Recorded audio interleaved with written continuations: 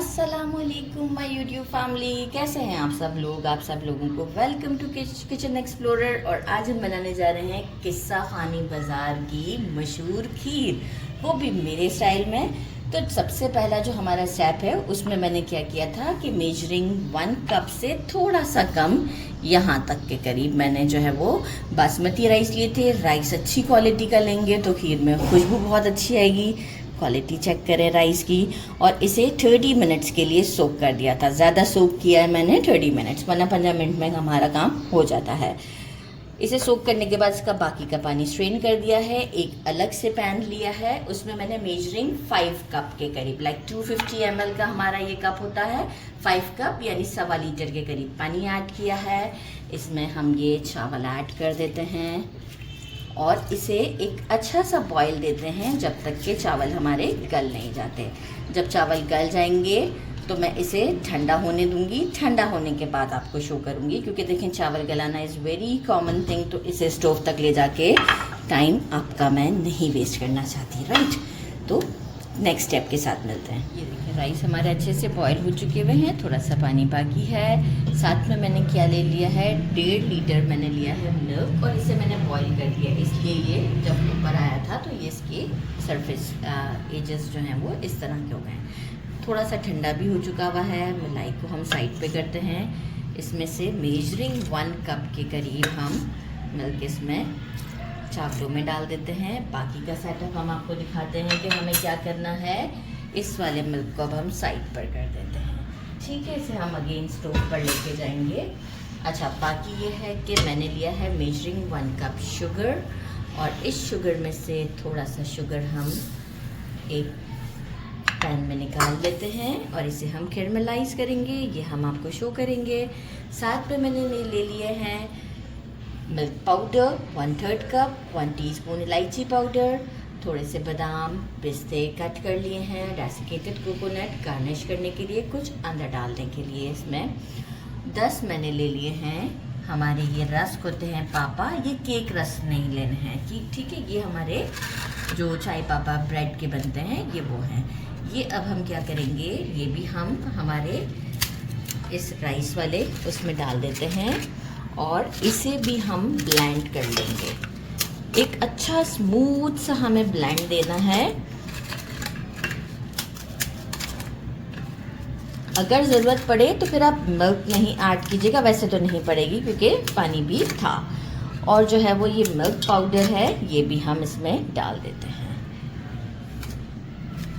Milk powder से बहुत अच्छा टेस्ट आता है, तो स्किप नहीं कीजिएगा। एक अच्छा सा इसे मिक्स देती हूँ मैं अपने इस मशीन से दूंगी, आप जो जूसर मशीन होता है उससे भी दे सकते हैं। एक अच्छा सा स्मूथ सा ब्लेंड देती हूँ, आपको शो करती हूँ क्योंकि मशीन हमारे शोर बहुत करते हैं। ये देखिए स्मूथ सा हमारा टेक्सचर बन चुका है। इसे अभी हम साइड पे करते हैं। अभी मिल्क में ऐड नहीं करना है, पहले हम शुगर को कैरमलाइज करते हैं। बस ऐसे ही स्टोव पे रख दिया था और ये देखेंगे ये लाइट गोल्डन सा शेड आना चाहिए। डार्क मैं ज़्यादा नहीं देना चाहूँगी क्योंकि फिर एक कड़वाहट सी आ जाती है। यहाँ मैं करती हूँ स्टोव को बंद और थोड़ा सा मिल्क ऐड कर देती हूँ ताकि ये पैन से चिपके ना, और स्टोव को बंद करने के बाद ये काम करना है। अब हम क्या करते हैं कि ये जो मिक्सचर है इसे साइड करते हैं और हमारा जो मिल्क है वो हम स्टोव पर लेकर आते हैं। इसमें हम ये कैरमल वाला जितना भी है मिक्सचर ऐड कर देते हैं और इसे अब हम चलाते हैं for 2 to 3 minutes. Slow flame पर ही ये सारा काम करेंगे हम। 2 मिनट्स तक इसे हम चलाते हैं ताकि जो ये क्रिस्टल फॉर्म में है ये डिज़ोल्व हो जाए। जैसे ही ये डिज़ोल्व हो जाएगा तो इसके बाद हम इसमें हमारा मिक्सचर ऐड कर देंगे। डिज़ोल्व हो चुका हुआ है हमारा वो क्रिस्टल जितना भी था। ये जो मिक्सचर हमने रस के साथ पूरा और राइस के साथ रेडी किया था ये हम इसमें डाल देते हैं, और साथ ही में हम थोड़े से ड्राई फ्रूट्स डाल देते हैं। अच्छा, मैं थोड़े से, हो सकता है प्लेट में मैंने कम रखे हुए हैं तो मैं थोड़े से इसमें से ले लेती हूँ, और अगर गार्निश के टाइम पे और चाहिए होंगे तो हम और ऐड कर देंगे।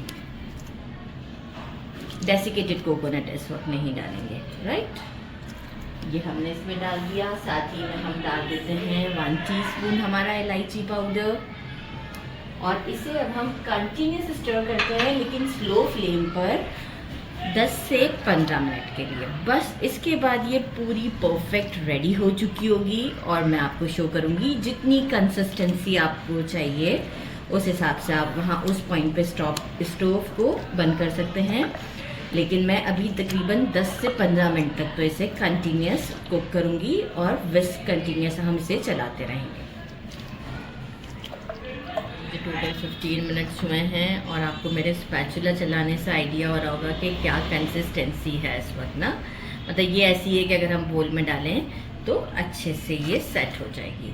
ये जो हमारा रिमेनिंग शुगर बाकी था, ये इस मोमेंट पर अब हम इसमें डालते हैं, और अगेन हम 5 to 7-8 मिनट्स के लिए से इसी तरीके से हम कुक करते हैं। जैसे ही थोड़ा सा बबल्स बनना स्टार्ट हो जाएंगे तो वो हमारा एक परफेक्ट पॉइंट होगा, क्योंकि एग्जैक्ट मैंने आपको टाइम बता दिया कि 5 to 7 मिनट्स। इसके बाद हम इसे बोल में ट्रांसफ़र करेंगे। देखिए इस तरह से बबल्स बनना स्टार्ट हो जाए ना तो आप समझ जाएं, लेकिन कंटिन्यूस स्टर करते रहिएगा क्योंकि बेस से लगने का डर है। तो ये देखें कितनी अच्छी कंसिस्टेंसी और खुशबू भी बहुत अच्छी आ रही है। तो बस इसे अब हम निकालते हैं बोल में और आपको शो करते हैं। मैंने 2 बोल में निकाल लिया है, क्वांटिटी बहुत ज़्यादा है और भी बची है। तो एक मैंने मिट्टी का बोल लिया और एक हमने ये सेरेमिक का बोल लिया है। मैं चांदी के वर्क दिखाना भूल गई थी, वो भी हम लगाएंगे लेकिन अभी नहीं। पहले थोड़ा सा इसे ठंडा होने देते हैं, इसके बाद गार्निश करते हैं। इसे गार्निश कर दिया है और अब ये अच्छे से रूम टेम्परेचर पर आ चुकी है। अब हम इसे रखते हैं फ्रिज में चिल फॉर 2 to 3 आवर्स। अगर ओवरनाइट चिल करेंगे तो बहुत ही ज़बरदस्त लगेगी। इसे चिल करते हैं और एक मैंने बिल्कुल प्लेन रखी है क्योंकि हमारे कैमरामैन बादाम पिस्ता और खोपरा नहीं डालते। तो बस इसे चिल करते हैं, इसके बाद डिश आउट पर मिलते हैं आपसे। हमने खीर को अच्छे से ये चिल कर दिया है और अब हम करते हैं इसे ट्राई। टेक्सचर चेक करें आप इसका, कितना ज़बरदस्त है, क्रीमी सा टेक्सचर है इसका। और इसे ट्राई करते हैं। बहुत अच्छे से चिल किया है मैंने इसे। ये लो, यहाँ से हम इसे ट्राई करते हैं। बिस्मिल्लाहिर्रहमानिर्रहीम। अमेजिंग, बहुत ज़बरदस्त टेस्ट है, ज़रूर ट्राई कीजिएगा। मेरे चैनल को लाइक और सब्सक्राइब करना नहीं भूलिएगा। अपना ख्याल रखिएगा। अल्लाह हाफिज़।